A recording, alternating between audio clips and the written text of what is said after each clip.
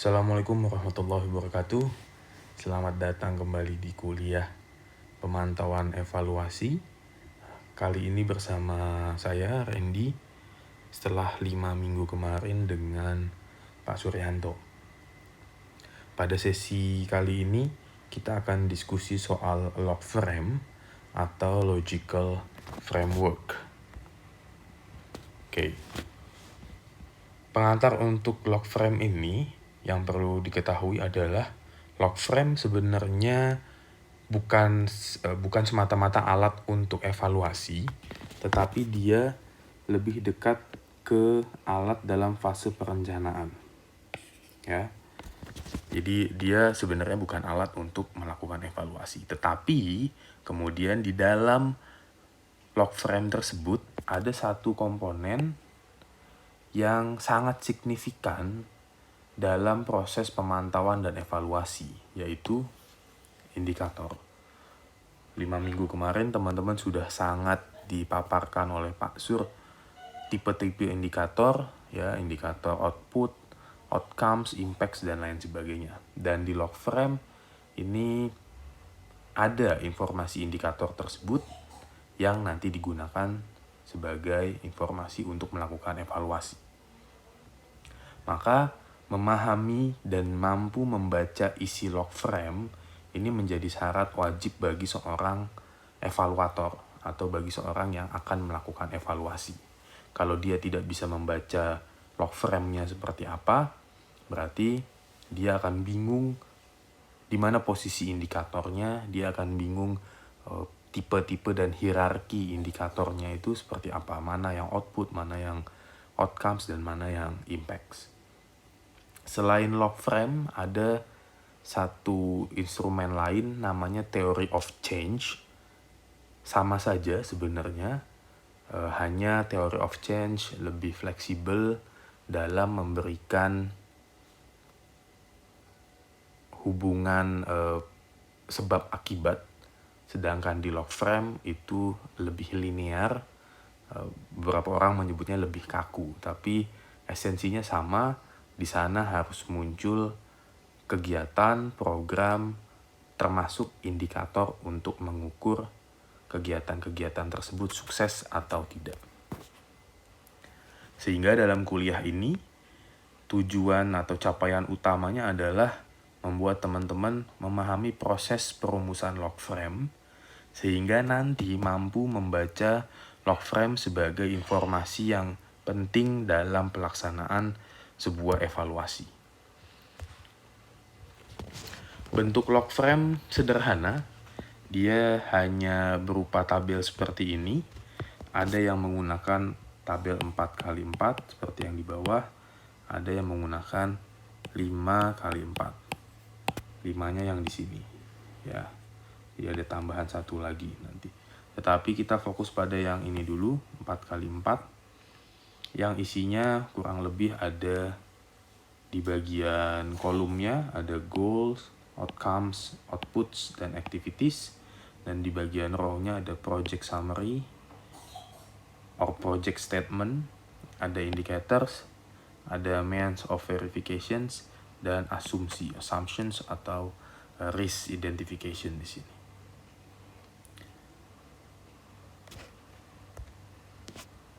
Lalu masing-masing kolom tersebut isinya apa sih?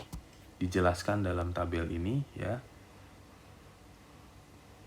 Nanti kalau ada perbedaan istilah yang muncul di sini, terutama di bawah ini, tenang saja akan saya jelaskan. Jadi di objektif ini, di bagian kolom atau kolom pertama ini ada goal, purpose, output, activities. Nanti kalau ketemu istilah lain, tenang saja. Nah, di sini ada penjelasan-penjelasannya apa saja sih di dalamnya. Teman-teman bisa baca sendiri. Nanti slide-nya juga akan saya sertakan. Kemudian di kanan ada, kalau yang di kanan ini biasanya tidak ada perbedaan istilah, ya. Di sini ada indicators, hanya ditambahkan measurable indicators. Intinya adalah indicators. Kemudian means of verification, atau gampangnya adalah cara pengambilan data-data yang digunakan untuk indikatornya. Ya, jadi kalau indikator kita bicara datanya, kalau main of verifications ini kita bicara cara pengambilan datanya. Apakah dengan survei, dengan data dinas, dengan kuesioner, dengan wawancara, dan seterusnya. Nah, asumsi ini dalam konteks MONEF, terutama dalam pengukuran indikator, mungkin jarang digunakan, tetapi akan sangat penting kalau asumsi-asumsi yang muncul di sini diperhatikan, karena si evaluator nanti akan bisa paham kira-kira kalau kegiatan itu gagalnya kenapa, kalau kegiatan berhasilnya disupport karena apa. Nah, itu muncul asumsi-asumsi di sini. Asumsi ini harus diisi oleh si perencana, ya. Perencana pembangunannya harus mengisi kira-kira kegiatan program tersebut bisa sukses kalau ada dukungan-dukungan seperti apa, dan kalaupun tidak ada dukungan, mereka bisa mengambil satu antisipasi bagaimana caranya supaya kegiatan itu tetap berhasil walaupun asumsi-asumsi ini tidak tercapai. Nah, nantinya pada konteks MONEF, jika ada kegiatan di sini yang tidak tercapai, ya, setelah diukur di sini gagal misalnya, dia akan menuju ke sini. Dia akan lihat apa yang terjadi, atau mungkin di bawahnya apa yang terjadi. Mungkin ada asumsi yang sudah diprediksi dan dia tidak berhasil atau tidak bertemu dengan asumsi yang diinginkan tersebut, ya. Jadi ini salah satu analisis mendalam dari proses perencanaan yang dapat digunakan dalam proses evaluasinya.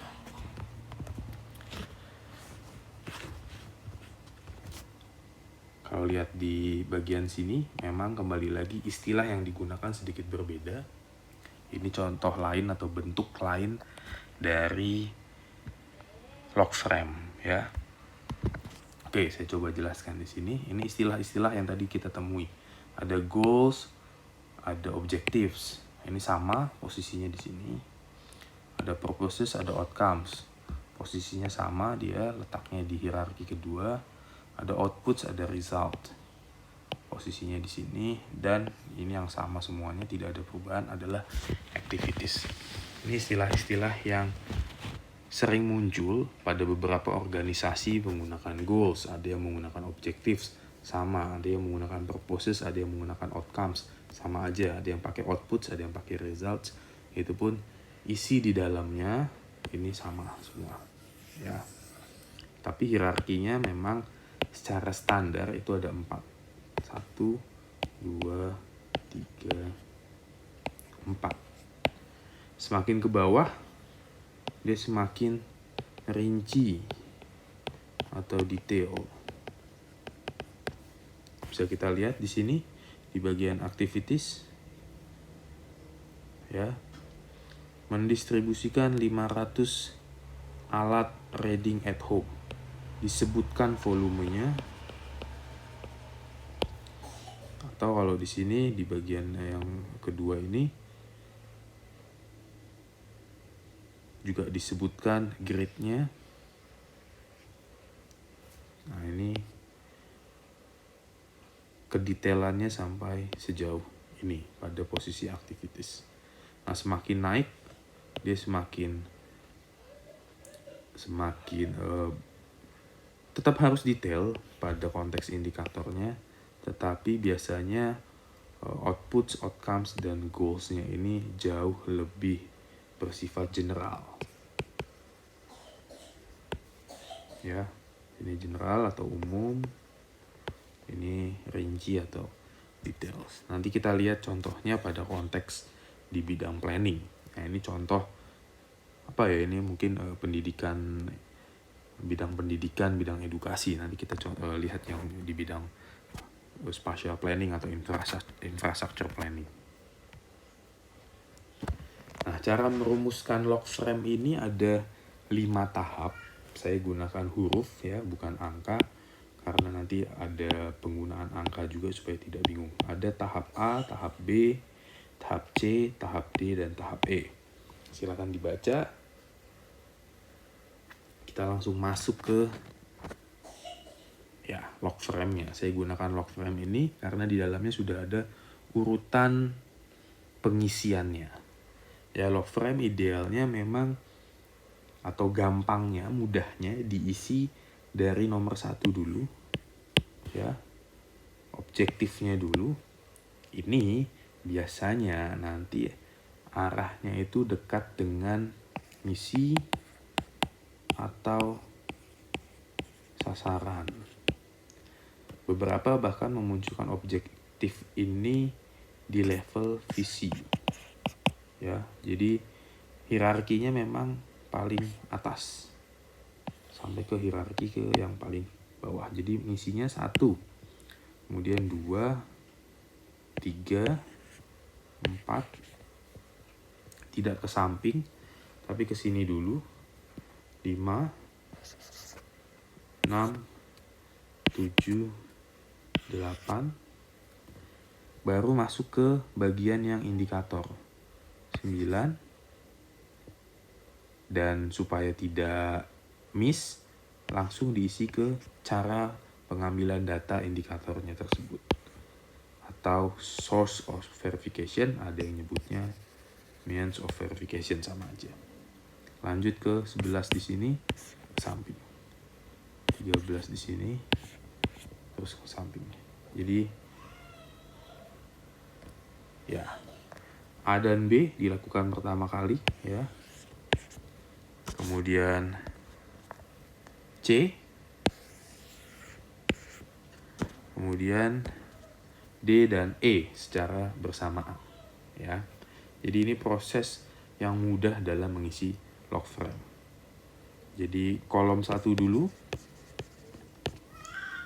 lalu ke kolom 4, baru ke kolom 2 dan juga kolom 3.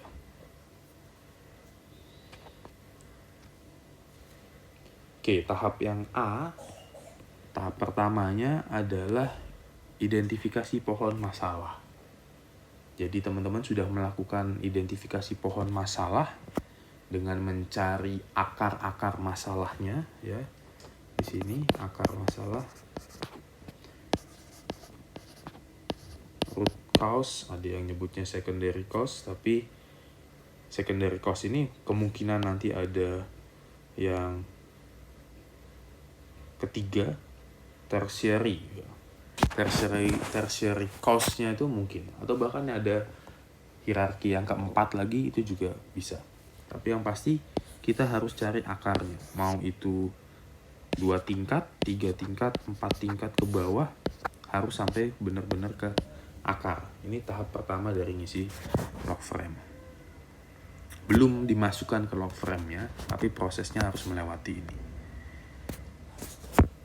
Ya, cause atau root, kemudian effect atau beberapa nyebutnya symptoms. Ini contohnya pohon masalah, river pollution atau kualitas air sungai yang menurun di sini. Nah, tipsnya kapan sih kita berhenti mencari akar dari masalah tersebut? Kadang kita suka bingung, ini sudah akar atau belum? Cara paling mudah tipsnya adalah akar masalah berhenti kalau sudah ketemu dengan 6M. Ada yang menggunakan 5M, tapi saya coba gunakan yang paling lengkap yaitu 6M. Yang pertama adalah money alias duit, uang. Di sini ditulisnya aslinya man, tapi saya gunakan human resources ya, manusianya, baik itu secara kuantitas ataupun kualitas ya, quantity ataupun quality. Kemudian methods atau metode atau cara-cara yang nanti bisa kita gunakan. Materials, ya ini bisa bahan kita definisikan. Machines, di sini alat. Kemudian market. pasar atau beberapa mengaitkan market ini dengan kerjasama atau kolaborasi. Ya, jadi kalau akarnya itu kira-kira sudah berkaitan dengan 6M ini, itu kita sudah ketemu akarnya. Kenapa? Karena 6M ini nanti bisa ditransfer dalam bentuk kegiatan yang bisa dibiayai. Ya, bentuk kegiatannya clear. Jadi bentuk kegiatannya, apakah memang harus menambah, misalnya berkaitan dengan human resources, apakah menambah jumlah tenaga medis. Tenaga medis harus dibayar, harus dilatih, dan seterusnya. Itu bisa kita identifikasi sebagai kegiatan, dan ini selesai sampai di human resources. Atau masalahnya misalnya berkaitan dengan ketiadaan alat. Kita tidak punya alat pendeteksi panas tubuh, ya, ada termometer tembak, ini nggak ada, ya berarti alatnya harus dibeli. Nah, ini sudah sampai ke kegiatan. Atau misalnya kita salah dalam melakukan penyuluhan atau tidak ada penyuluhan sama sekali, berarti masuk yang methods, ya, metodenya apa yang harus dilakukan? Desiminasi atau pelatihan, tidak hanya sosialisasi tapi bahkan sampai ke pelatihan. Nah, ini masuk ke methods. Jadi akar masalahnya, ya, root cause-nya harus sudah sampai berkaitan dengan 6M. Inilah 6M itu. Baru kita yakin bahwa kita sudah selesai mencari akar masalah. Kita kembali ke sini, kita lihat kira-kira bagian ini apa aja, ya, dia masuk kategori apa. Misalnya di sini, Environment Protection Agency ineffective and closely aligned with industry interest. Nah, ini apa kira-kira? Apakah dia money? Bukan. Apakah dia material? Juga bukan. Kemungkinan besar di sini adalah bisa dia berkaitan dengan human resources, ya, atau dia methods. Lalu yang kedua, no public information. Nah, ini clear bahwa ini berkaitan dengan methods. Atau kalau public information-nya berupa, yang dimaksud adalah berupa papan-papan pengumuman, berarti dia masuk kategori yang materials. Kenapa bukan mesin? Karena mesin lebih kaitannya dengan alat-alat yang punya kemampuan teknologi tinggi, kurang lebih seperti itu, atau ada kemampuan teknologi, ya. Ini lebih ke material. Kemudian low political priority, ini bisa masuk ke human resources, kapasitas dari political leaders yang ada di sana, atau bisa juga ke methods, tergantung, ya, melihatnya si pembuat ini seperti apa. Itu si pembuat pohon masalahnya ini maksudnya apa sih, political priority ini, apakah karena orangnya atau sebenarnya di metodenya. Nah, di sini yang keempat, inadequate levels of capital investment. Ini mungkin bisa masuk kategori ke market nantinya atau kerjasama, ya.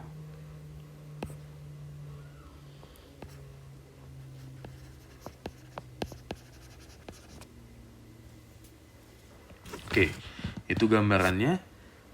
Pemahaman teman-teman bahwa dia masuk methods, materials, money, human resources, dan lain sebagainya hanya dapat diketahui oleh plannernya sebenarnya, karena dia sendiri yang membuat, gitu kan. Konteks ini kita hanya berusaha untuk menebak-nebak kira-kira dia masuk kategori yang mana. Lalu kita masuk ke tahap B, yaitu pohon tujuan. yang tadinya statementnya kondisi yang negatif ya di pohon masalah, itu gampangnya terus kita ubah aja statementnya ke yang positif, sehingga dia secara tidak langsung sudah menjadi sebuah statement tujuan ya, kondisi yang ingin dicapai. Yang juga harus diperhatikan, statement dalam pohon tujuan itu harus realistis dan merupakan sesuatu yang diinginkan atau dicita-citakan. Dan apabila diperlukan, kita bisa menghapus cabang-cabang dari pohon-pohon tersebut ya. Jadi ada tujuan yang kita hapus kalau memang dirasa nggak perlu atau tidak relevan, atau bahkan ditambahkan tujuan baru yang tampaknya relevan. Nah, misalnya kalau ini masih berkaitan dengan yang polusi tadi, polusi sungai, tetapi pada bentuk pohon tujuannya. Nah, di sini dia bahkan memisahkan. Jadi ada ketambahan satu akar tujuan tetapi dipisah. Jadi sebenarnya sebelumnya tadinya satu, kemudian dia pisah. Nah, ini bisa kita mau ada yang mau dihapus dan seterusnya, ini juga bisa. Nah, kalau kita kembalikan ke 6M tadi, kita lihat yang pertama, Environment Protection Agency is effective and more responsive to a broad range of stakeholders' interests. Nah, ini sebenarnya kalau mau kita cari ke akarnya lagi, ini belum paling akar sebenarnya ya, kalau kita berprinsip pada 6M tadi. Bisa responsif itu berkaitan dengan capacity, staff capacity, artinya dia human resources. Bisa juga ke metode sebenarnya ya, apakah dia lebih punya metode yang transparan dan seterusnya. Jadi methods bisa dicari akarnya ke dua ini sebenarnya, ini yang bagian ini. Kalau balik ke akar masalahnya tadi, berarti mungkin dibagi dua, staff capacity kurang responsif. Kemudian akar masalah yang kedua, metode yang digunakan kurang transparan dan akuntabel. Berarti pohon tujuannya adalah membuat staff capacity-nya lebih baik, SDM-nya lebih baik, dan lebih responsif, serta membangun satu sistem yang juga lebih transparan dan akuntabel secara metode. Jadi ada dua di sini. Nah, kalau yang ini bisa anggap samalah, sementara ini berarti pada metode juga tadi ya. Ini pollution management is given higher political priority. Kita anggap di sini ke methods juga. Nah, yang ini market ya, atau kolaborasi, kerjasama. Ini improve business planning within local government. Nah, ini bisa ke method ya. Jadi pada konteks akar masalah dan atau pohon masalah dan akar tujuan atau pohon tujuan di kasus sungai ini lebih banyak ke methods. Nah, nanti teman-teman di kegiatan studio atau di kegiatan Monef itu kira-kira apa yang paling banyak? Bisa jadi metode, bisa jadi materials, bisa jadi machines, bisa jadi human resources, apapun itu ya. Dan kita coba lihat bentuk lain dari pohon tujuan. Sebaiknya memang pohon tujuan itu kita kasih coding-coding semacam ini, supaya nanti manajemen program dan kegiatannya akan lebih mudah. Jadi bisa kita buat coding 1, 1, 1, 1, 1, 1, atau ada yang pakai sini A, berarti nanti A titik 1, kemudian jadi A titik 1, 1. Nah, di bawah ini ya, A titik 1 titik 3 atau A titik 3 titik 1 gitu. Terserah, yang penting memang kita buat satu coding yang bisa memudahkan, gampang dibaca untuk tahu which activity belongs to which result gitu. Ya, aktivitasnya ini ke yang mana. Kalau ada coding seperti ini akan lebih mudah. Nah, lalu kita masuk ke hubungan antara pohon tujuan dengan log frame. Jadi di sini namanya sudah sama. Jadi yang overall objektif ini kita masukkan ke sini. Yang purpose kita masukkan ke sini. Yang result kita masukkan ke sini. Dan yang activities kita masukkan ke sini. Nah, inilah hubungan pohon tujuan dengan logical framework. Menuju ke pohon tujuan ini perlu pohon masalah. Dari pohon masalah jadi pohon tujuan, lalu dimasukkan ke dalam logical framework. Ini proses perumusan logical framework. Nah, kita melompat sedikit ke indikator, karena yang paling penting pada konteks kuliah Monef ini, teman-teman bisa membaca log frame yang di dalamnya ada elemen indikator. Ya, kalau kita lihat sebentar sebelumnya, overall objektif 1, 2, 3, 4. Ya, ada 4 hierarki overall objektif, operation purpose, result, activities. Nah, 4 hierarki ini kalau kita lihat terminologi indikator yang digunakan itu kurang lebih seperti ini. Ini sengaja saya tambahkan 1 di sini, tadinya dia hanya menampilkan 3 ini, lalu saya tambahkan 1 indikator aktivitas. Jadi yang aktivitas itu indikatornya kita sebut sebagai indikator aktivitas. Yang output atau result itu disebut sebagai output indicators. Yang purposes itu disebut outcomes indicators. Dan goals dan objektif itu disebut objektif atau impact. Kalau terminologi indikatornya adalah impact indicators. Nah, sekarang make sense kenapa kemudian mereka menggunakan nama-nama ini, ya. Nah, di sini juga kadang disebutnya impact, karena nanti berkaitan dengan istilah yang dipakai pada sebutan-sebutan untuk indikator, ya. Jadi yang result itu namanya output indikator, yang purpose namanya outcome indikator, yang objektif atau goals itu namanya impact indikator. Sedangkan yang aktivitas dia aktivitas indikator. Nah, ini sudah dijelaskan oleh Pak Sur apa itu output indicators, outcome indicators, dan impact indicators. Saya jelaskan sedikit yang activity indicators, ya, atau indikator aktivitas ini. Misalnya kita berkaitan dengan pembuatan atau pembangunan jaringan jalan sepanjang 5 km. Nah, indikator activity-nya atau indikator aktivitasnya adalah ya jalan ini dibangun sejauh 5 km atau tidak. Kalau yang baru dibangun adalah 3 km, berarti dia belum tercapai atau masih setengah tercapai. Kalau tidak dibangun sama sekali, berarti tidak dilakukan. Nah, nanti kaitannya adalah kalau activity indicators ini tidak dilakukan,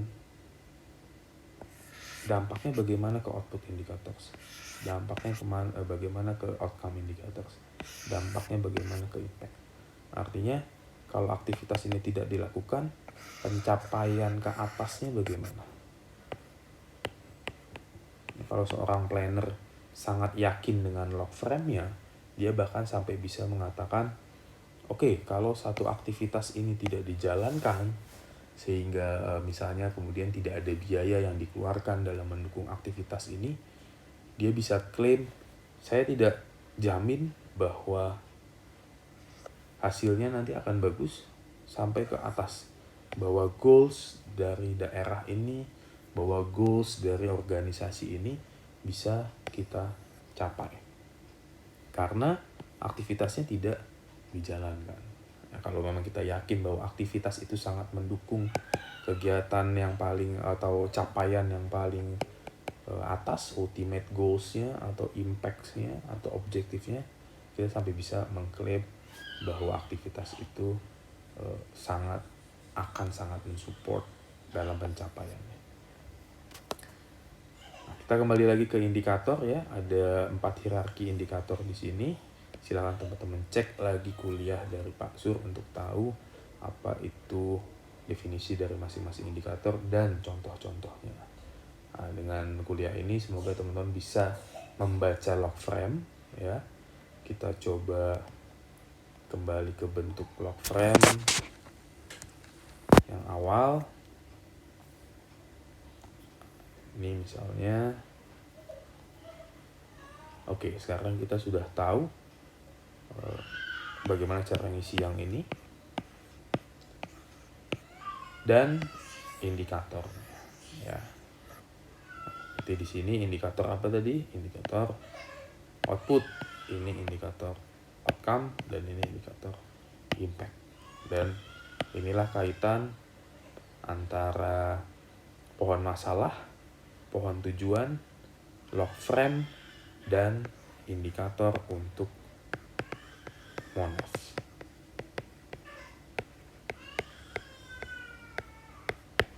Ya, terima kasih banyak sudah menonton kuliah tentang log frame. Semoga teman-teman bisa membaca log frame dan mampu memahami log frame sehingga nanti kalau mendapatkan kegiatan atau pekerjaan evaluasi sudah bisa membaca log frame dan tahu bagaimana menggunakan log frame atau elemen indikator yang ada di dalam log frame tersebut.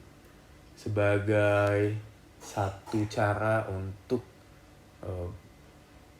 memastikan bahwa apa yang saya sampaikan ini dipahami teman-teman, silakan mengerjakan tugas. Saya sudah berikan tugas di Google Classroom.